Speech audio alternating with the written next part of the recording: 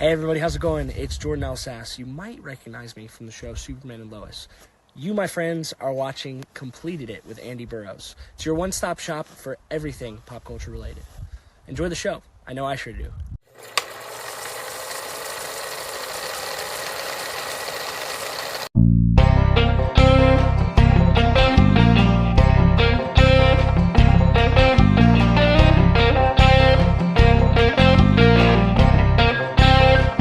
Welcome, everybody, back to another episode of Completed It. I'm your host, Andy Burrows, and today I'm joined by someone we all know in the world of Superman and movies, the most iconic image in film, I'm going to say, Mr. Aaron Smolinski. How are you, sir?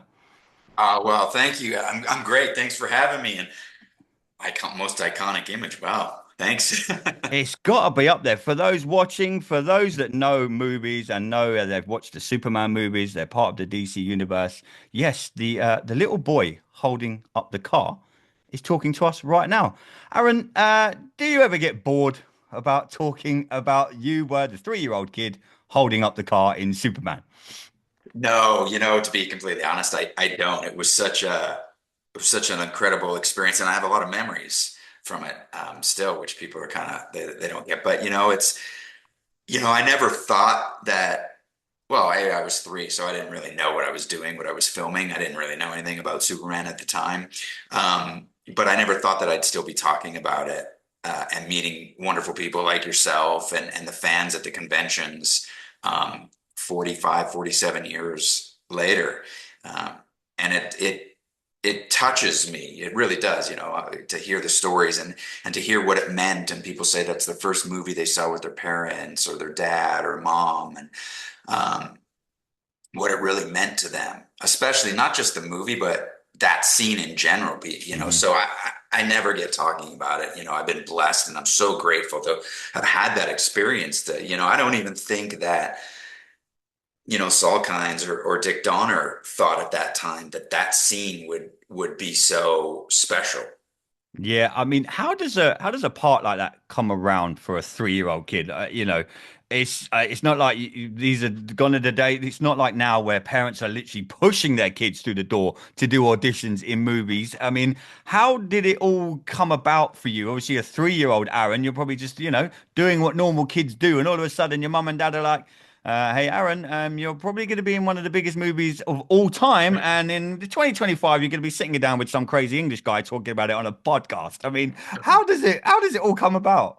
Well, just as a side note, by the way, comes full circle because my mom was born in England. Ah, see, she's a great lady already. There we go. I'm Canadian, as everyone knows. So, or maybe people don't. How it came about was they had a radio advertisement back in Calgary, Alberta, and it said, "We're looking for boys ages 3 to 12 to play part in a movie." They didn't say what movie it was. It was an untitled, but it was a big movie that was coming. And my aunt heard that advertisement, and called my mom and said, "Hey, you should, what are you guys doing now? Get the kids, get Aaron and his brother, my brother Travis, who was 3 years older, who was six at the time, down to this hotel in downtown Calgary. And they're having this big casting call." So my mom grabbed us, washed us up, and we went down. And, they were casting for a 3-year-old, a 6-year-old, a 9-year-old, and a 12-year-old for this part.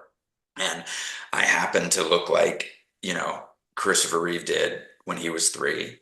So they basically took my picture, moved me down the line. Then I met with the casting director, and then they moved me down the line to the producers, and then eventually I stuck around to meet Dick.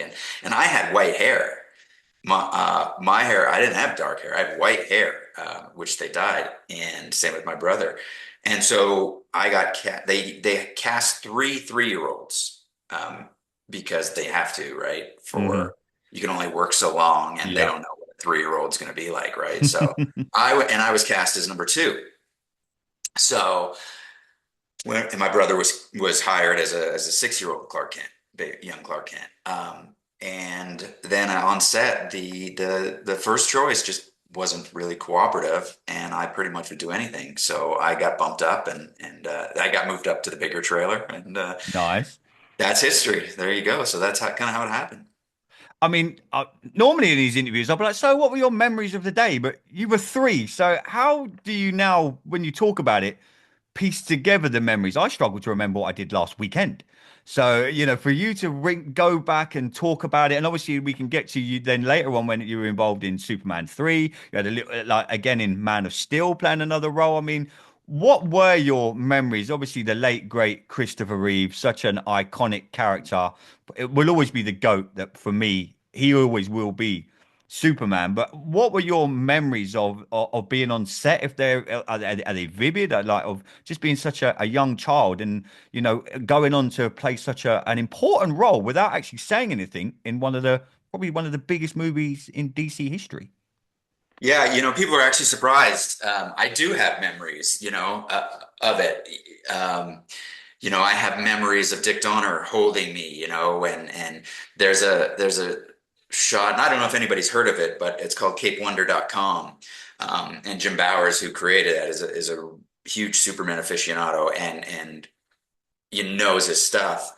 And he posted, but there's this picture on there of me at the capsule, Dick Donner sitting on the ledge, going like this, directing me. And I remember how he would direct me. He would never say, "Do this." He would say, "If this happened, how would you react?" Right. So I remember that. I remember him letting me talk into the walkie-talkie.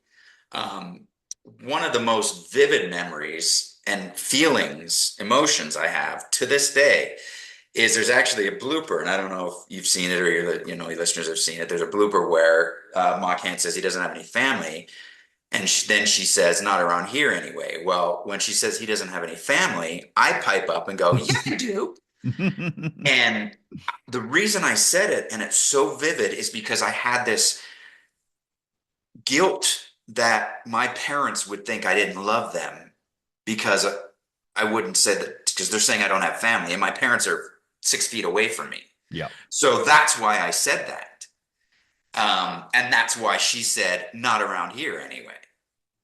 Yeah. Because I kept saying it. So I have that vivid memory, and I have memories of, you know, the free candy, and I have memories of, the tippy toes was, I just did that. I just got up on my tippy toes, right? That wasn't scripted that he's going to be up on his tippy toes. Yeah. They didn't tell me that. Obviously, it's in like the comics and that, but it wasn't a direction, right? Because Dick does, and with the Goonies, he didn't want to tell kids what to do because then it's fake. Yeah.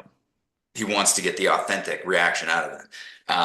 But so I have a lot of memories, of that stuff.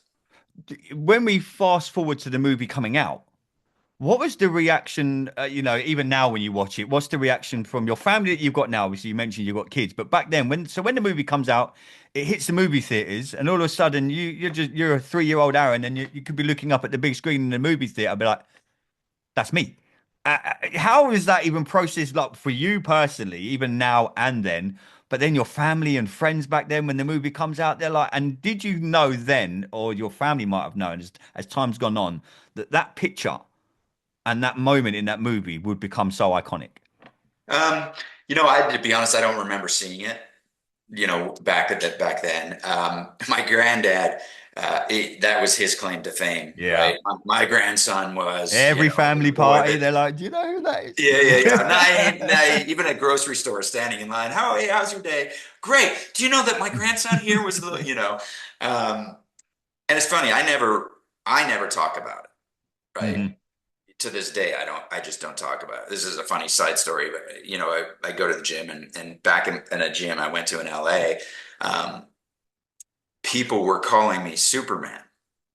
And this one lady who happened to be a big Superman fan, she just thought they called me that because of how I worked out. Yeah. Right.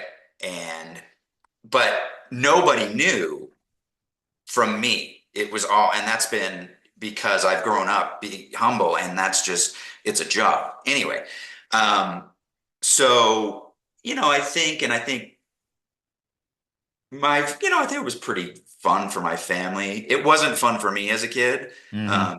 because I got made fun of a lot, especially being naked, right? Hmm. But I really didn't come to appreciate it until my adult years when I started to do conventions and really see what it meant to people.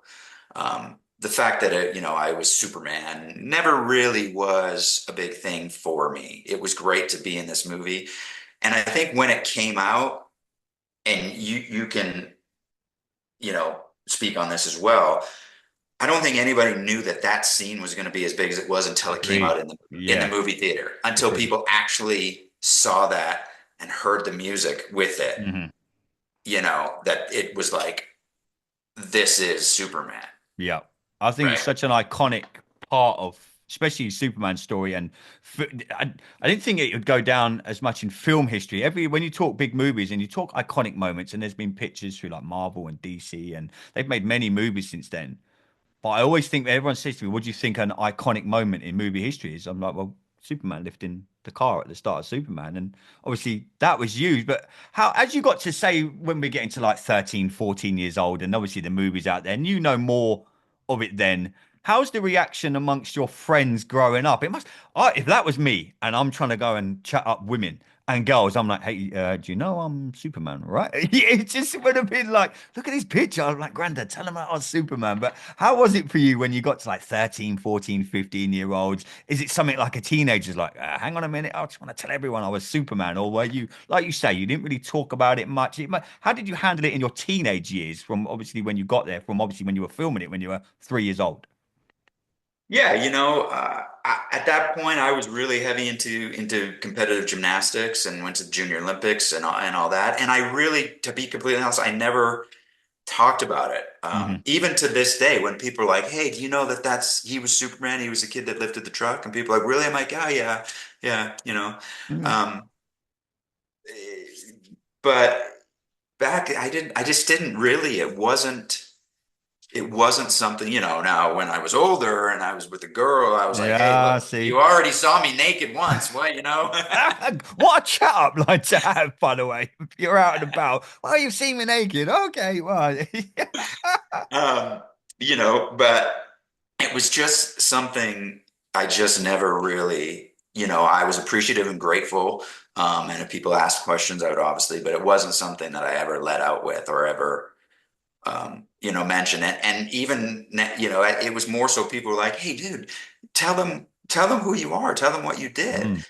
And I would always leave that to somebody else, you know, to, You must have been the best wingman ever out with your buddies. It must have been incredible. But Aaron, how did this? When we fast forward a little bit, a lot of people. I mean, guessing most people know that will be watching and listening to this. Superman 3 comes about, and the I again another really iconic moment of the pictures coming out of the photo booth, handing it to the little boy. You were that little boy. Was that a kind of surreal full circle moment where again you're asked to be in another Superman film, albeit a little bit older, as the boy that Superman goes, "Here, kid," and he hands the pictures to as they come out. How does that come about? How do you process that? It must have been a surreal moment for you going from one really iconic moment and then to another Superman 3 where even that part of the movie, people are like, that's a big part of a movie without being a big part of the movie, if that makes sense. right, absolutely. Yeah, so at that time I was kind of like the go-to kid actor in Calgary, right? I did the commercials just because I was so easy to work with. And so they were casting for, an 8-year-old or that part. And so the casting director knew me. Um, and obviously the Superman connection, they were like, "Hey, this is kind of cool as well." So it was great to get that part and that's when I met Christopher Reeve for the first time. What was that experience like? That was pretty, that was pretty surreal. Not because he was Superman, but I Mhm. remember shaking his hand and my hand disappearing into his hand.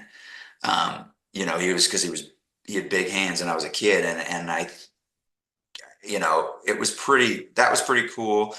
But I think the best part about Superman 3 was I got to experience a day in High River and I was there and it was lunchtime and he sat in the lunch tent with everybody, crew, extras, visitors that were there. And I got to see his humility Mm. and I got to learn about humility from him. on that set because there was another actor who would get his limo pulled right up to his trailer so that the door opened just so he could sneak into his trailer without anybody bothering him, Wow. right? So I got to see the difference, right, and learn. Um, and Are we Chris allowed was to great. ask who that actor was? No, you don't have to tell us. I'm only joking. But yeah, He's no longer with us. Oh, So oh, I think we can. Yeah, I think we can maybe figure it out. Christopher Reeve does. He did come across, and I mean, we'll get onto the documentary in a little bit. I spoke with Luke, who I had on last week, who's probably the biggest Superman fan in the world.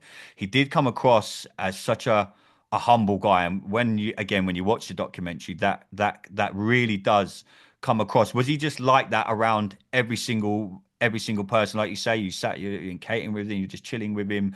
Was he just such a down to earth guy, and albeit he's in the midst of now we've gone from Superman, the first movie, to Superman 2 to Superman. He's just now become, by the time Superman 3 hits us, he's a global icon. Wherever he mhm. goes, everyone's like, that's Superman.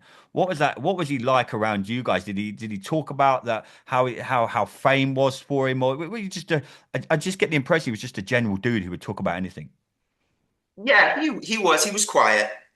Um, Nice, quiet, humble, and he had his moments, right? Look, I think Margot and Jack, they had some, headbutts with him, on set. He was very intense on set, and I think um, Because they Mark had to convince McClure. him to make Superman 3, right? I mean, he wasn't, when you watch the documentary, he wasn't, he did, I don't think at first he really wanted to do Superman 3. And he's been on record to say, I didn't really want to do it. And yeah, great, the money's great. But he got to that stage of his career where he's like, I want to go on and not just be known as Yes, Superman. So, it must have been difficult for him at that time. yeah. Well, look at his training, right? Mm, Theatrical, right? All that. He's a serious actor, yet he's playing this comic book kind of. And let's be honest, I mean, parts of Superman 3 were very campy, right?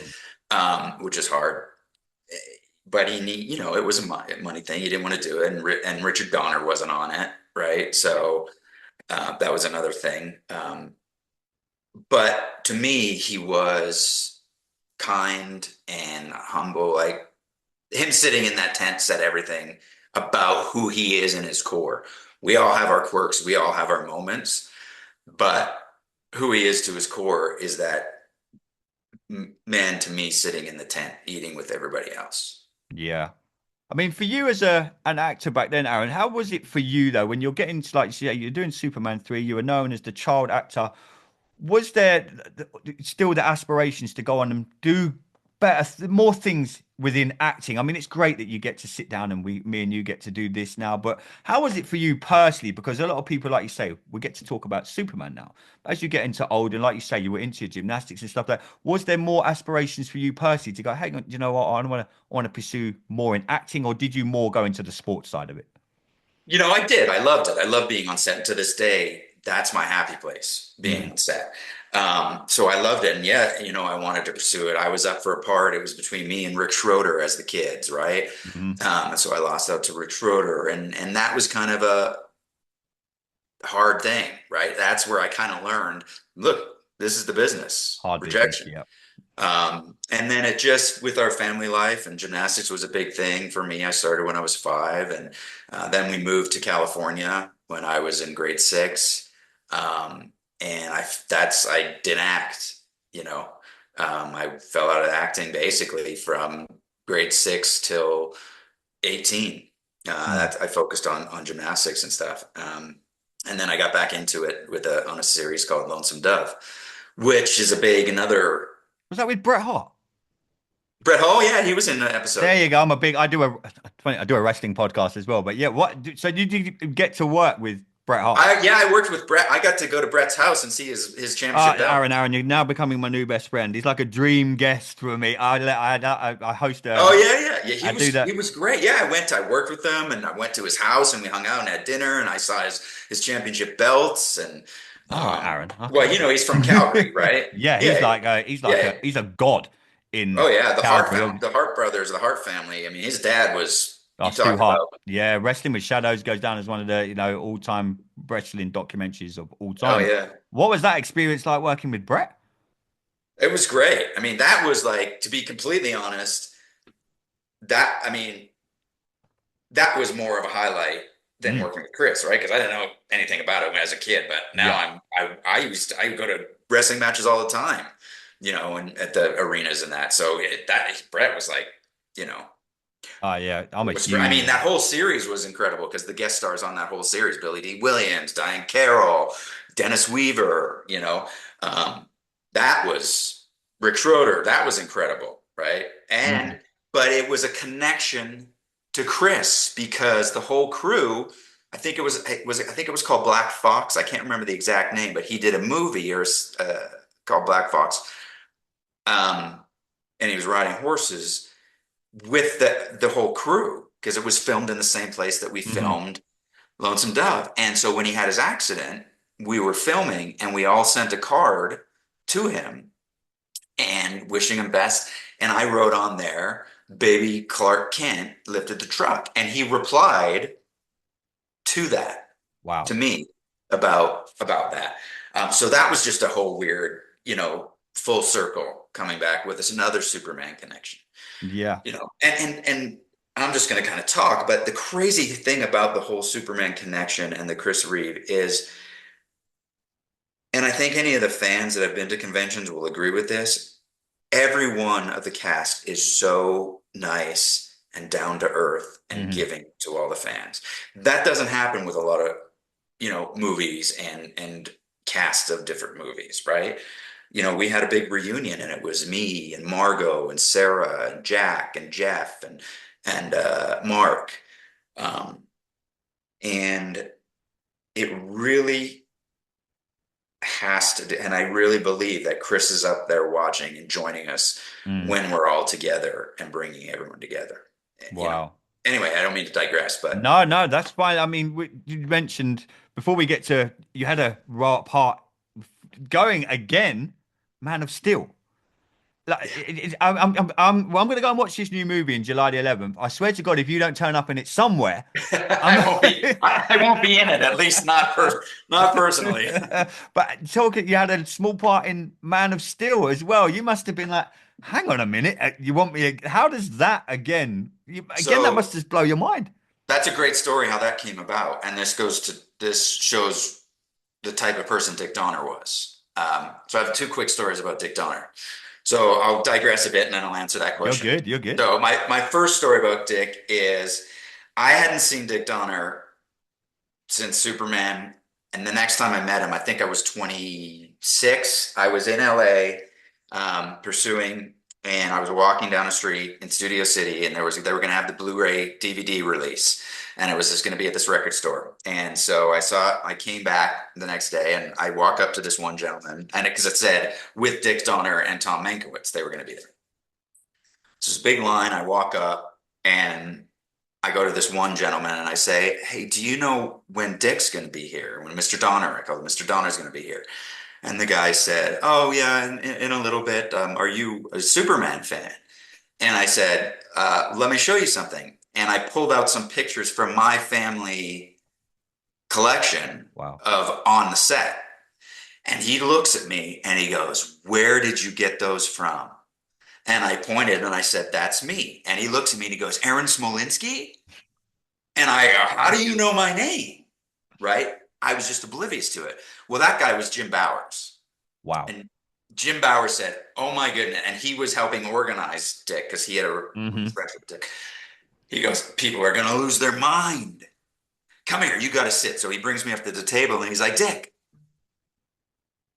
Right. It's him. And Dick's like, "What?" So I sat down at the table with Tom and Dick and I signed, and people were like, "Oh my goodness." And then a year later, I booked a pilot, a TV show.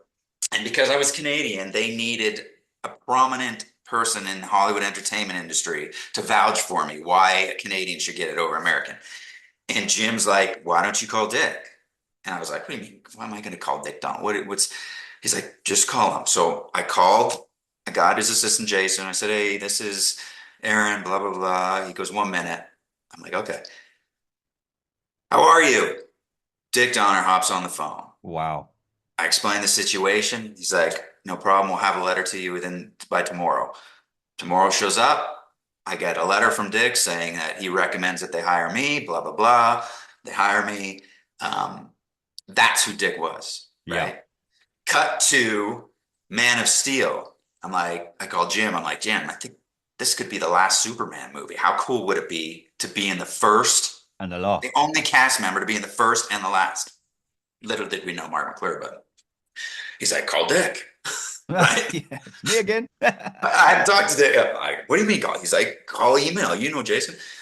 Sure enough, I emailed Jason, the assistant. I'm like, hey, I think it'd be cool. First, last. Do you have any connections to Zack Snyder? Blah, blah, blah. No problem. I didn't hear anything. Next 3 months later, I get a call from Zack Snyder's office saying, we got your stuff from Dick. We want to put you in it. We don't know where, but don't worry. We'll contact you. We'll write you in. There you Wow. go. That's how that happened. Unbelievable. That's incredible. That is absolutely Yeah. incredible. I Yeah. mean, So, and it was at that time, well, previous to that, I was good friends with Amy Adams, and before she became Amy Adams.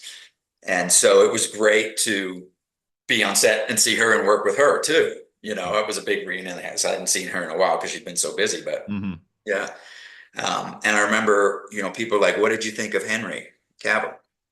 And I used to tell people, I'm like, I hated him. They're like, really? Right? Yeah. They think I'm going to give him some juicy gossip, right? Like, yeah, I couldn't stand him. They're like, really? Why? I was like, because it's like as if all of the women and guys, everybody in the world got together to create the perfect male species. Yeah.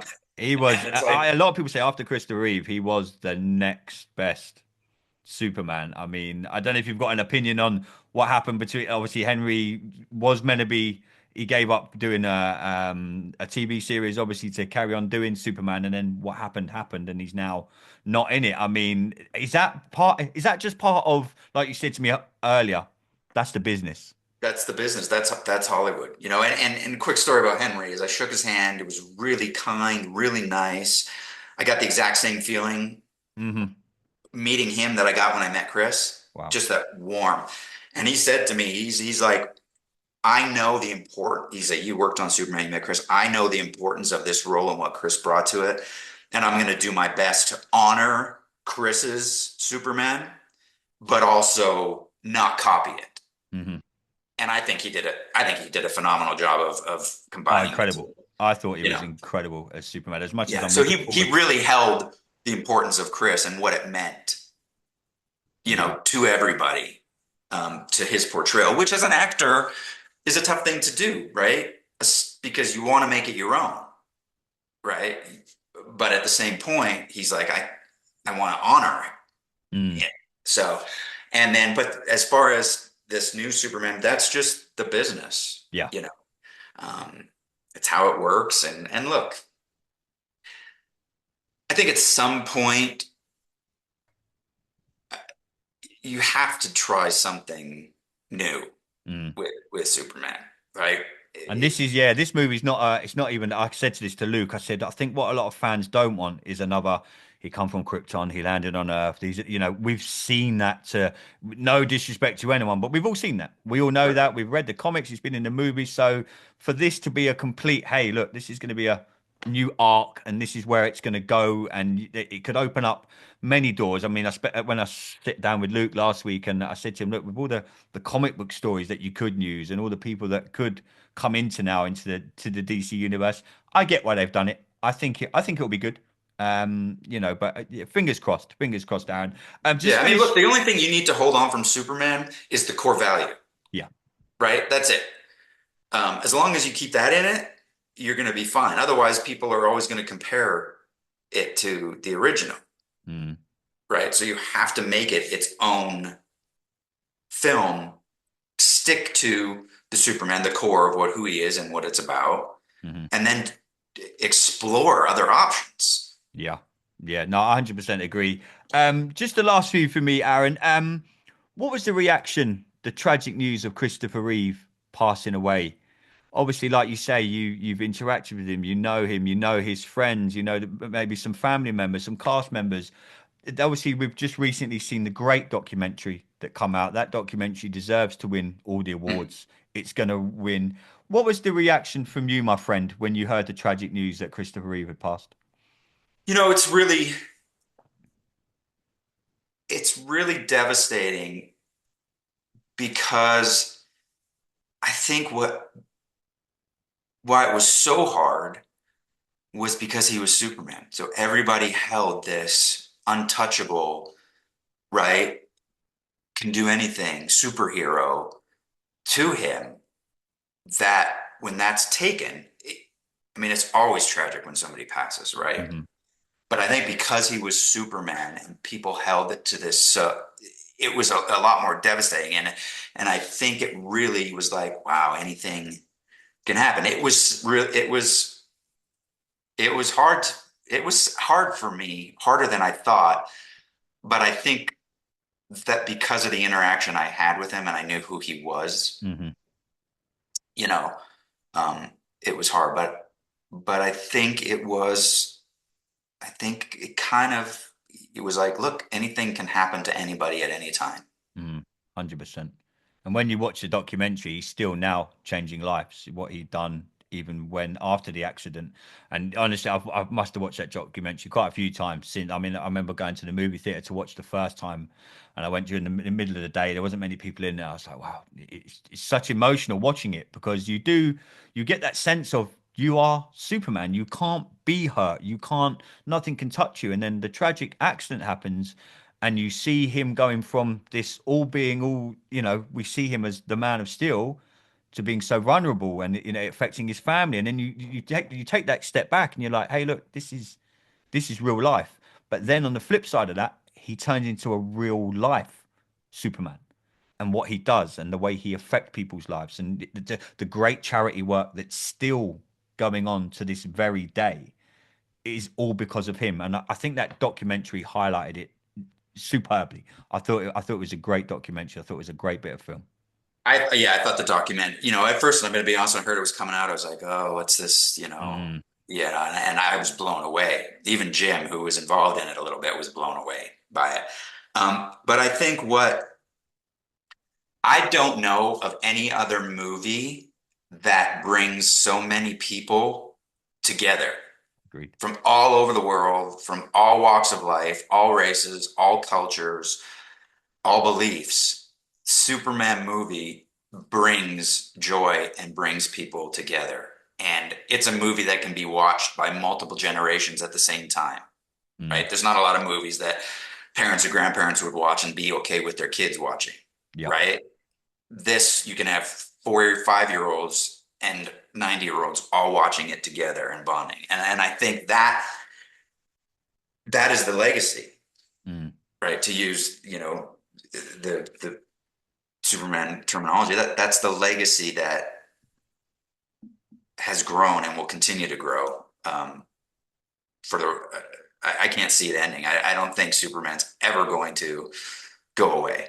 no, let's hope not. Um, Aaron, just briefly, what are you up to these days, my friend? What does 2025 look like? What are you up to? What are you up to these days? Yeah, so I did doing some independence. I did 2 films last year, one called Life of Purpose, which you can actually watch on YouTube right now, limited release on YouTube, and then the distributors are going to um, put it to their streaming, maybe Netflix or whatever. And then I did another one, and these are faith-based and Hmm. but not heavy faith-based, but it's about people coming together and helping and improving lives. The first one, Life of Purpose, was a great, and I got to play a bad guy in that, which is always fun for me. Hmm. I played some bad guys, and I love it. And then the next one is called The Garage, which is going to be out in 2025, and that is based on a true story about this couple who were recovering addicts, gambling, and addiction, and ended up opening to their garage to people to come in and cure their addictions. And so that was, I play Steve, who was the husband in the group that started it. And it's a wonderful story. So that'll be out, coming out in 2025. Um, And then I have a few more. The film company's called JC Films. Actually, another full circle of Superman for me. Dean Cain is Wow. heavily, yeah, he's heavily involved with the production company, and was in The Life of Purpose and was in The Garage. I haven't met him actually, coincidentally, oddly enough, but another That'll full be an circle. interesting chat when you two meet. Yeah, well, here's a quick thing, and I'll let you go. I was doing a convention out in Detroit, and I was on the plane, and coincidentally enough, well, I thought coincidentally, but it ended up somebody arranged it, unbeknownst to me. I look to my right, and it's Tom Welling, Oh, wow. right? And I'd never met Tom Welling or anything like that, and I was actually up for Smallville too. But um, I look at him, and I go, I was Superman before you, right? And he looks at me. What? He's like, what? And I'm like, yeah, I was the kid that lifted the truck in the original Superman. Are you going to the convention? He's like, yeah. I was like, me too. He's like, oh my God. So Wow. we chatted and then we got off the plane in Detroit and there was Superman fans because they knew Hmm. this was for Motor City Comic Con and they knew who was going to be there. They're in the airport. And the look on their faces when Tom and I both walk out Yeah. together. Like it's been, that is absolutely incredible. But Aaron, I've loved these last 45, 50 minutes, man. Thank you so much for jumping on the show that I've just started. I mean, it's incredible to just hear your stories. I mean, I'm so glad to hear that you're still doing well. These full circle moments. I know you're still enjoying doing the conventions. There's loads of them over in the UK. We'd love to see you over here I've never sometime, been man. there. I've been trying to get over there. So, I you know do. any We'll keep in promoters or touch. anything? I know a few people that do. I live about 10 minutes away from a huge convention that they do in a place called Milton Keynes up here. We've had them on our wrestling podcast that I do called Hitting the Turnbuckle. I'm really good friends with them. I'm going to reach out to them literally this weekend and say, hey, look, we can get Superman. Yeah, I'm sure me, Sarah Douglas, because Yeah. she's over there. She'd probably done it, but I mean, I think fans would go nuts to have me and Ah, Sarah and maybe even Jeff or, Jack or, I'll do it. I'm going to So put some. I'm going to make some calls after this. But Aaron, thank you so much, man. I really do appreciate it, brother. Good luck with whatever you do in the future. And I'm going to watch on July the 11th. And if you surprise me, and if you're in that movie, I'm going to be messaging you. I won't surprise you. No worries, Aaron. Thank you so much, my man. Make sure everyone you can go and check us out. We're new to this game. We're just getting involved. We're like 3 or 4 episodes in now. At Completed It Pod on X, or formerly known as Twitter, you can find us. But we're on YouTube. Just type in Completed It. You can find us on Apple, on Spotify, wherever you get a audio platform podcast. You can find us. But I've been your host, Andy Burrows. Till next time, everybody. Stay safe.